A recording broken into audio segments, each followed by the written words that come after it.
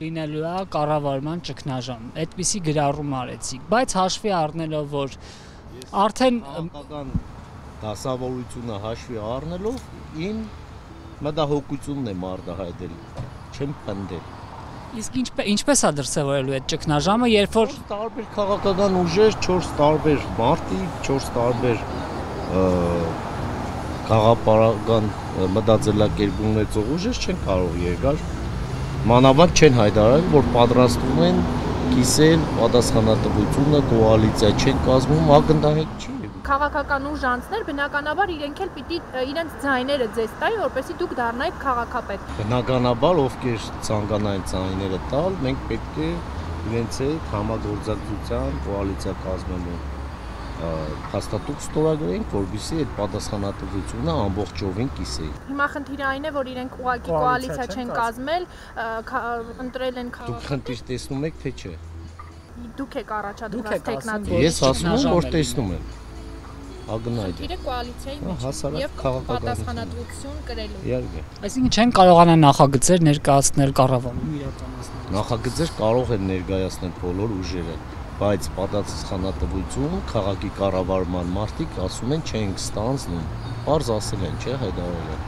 Իսկ արդեն ձեր խմբակցությունը ինչ ֆորմատով է աշխատելու։ Դառնալու եք այսպես դասական ընդդիմադիր։ Միանշանակ որտեղ որ մենք ասելիք ունենք, անելիք ունենք, այդտեղ լինելու ենք, մեր քաղաքացիների իրավունքները պաշտպանելու ենք, մեր բյուջեի ամեն կոպեկի հետևից գնալու ենք, մեր պարտականությունները սահմանադրորեն իրականացնելու ենք, իշա մեր Գյումրու եւ գյումրեցիների առողջ եղեք, բարի գիշեր, մենք հələ պիտի հասնենք իմ հարազատ Գյումրու։ Կանխորոշումները, գիտեք, զուտ իրավական տրամաբանության մեջ են եւ մենք գիտենք, որ այս պահին քաղաքապետը փոքրամասնության իշխանություն ունի, իսկ դրա տարբեր նախադեպեր ունենք եւ միջազգային ասպարեզում եւ